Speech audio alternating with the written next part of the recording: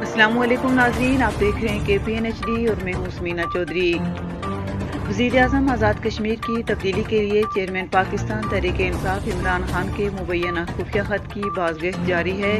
ذرائع کے مطابق علی امین گنڈاپور نے اراکین آزاد کشمیر قانون ساز اسمبلی کو عمران خان کا خفیہ خط دکھایا۔ خط میں علی امین گنڈاپور کو وزیر اعظم تبدیل کرنے کا ٹاسک دیا گیا ہے۔ وزیر اعظم آزاد کشمیر کی تبدیلی میں PTI میں بغاوت یا نئی ATM کی تلاش۔ وزیر اعظم آزاد کشمیر کی تبدیلی کے لیے چیئرمین پاکستان تحریک انصاف عمران خان کے مبینہ خفیہ خط کی بازگشت جاری ہے۔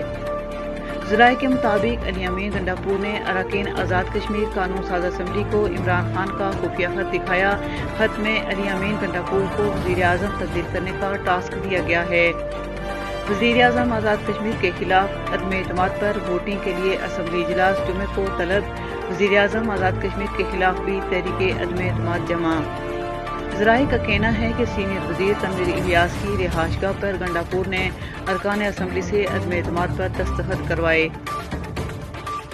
ذرائع کے مطابق علی امین گنڈاپور کا کہنا تھا کہ جہانگیر دین اور علیم خان کی ناراضگی کے بعد تنویر الیاس پارٹی کی ضرورت ہے۔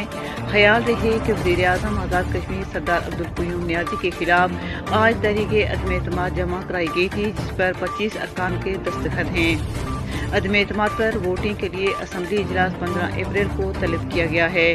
دوسری جانب وزیر اعظم آزاد کشمیر سردار عبدالقیوم نیازی نے غیر رسمی گفتگو میں کہا ہے کہ 3 روز قبل عمران خان سے ملاقات ہوئی تھی، ان کا اعتماد حاصل ہے۔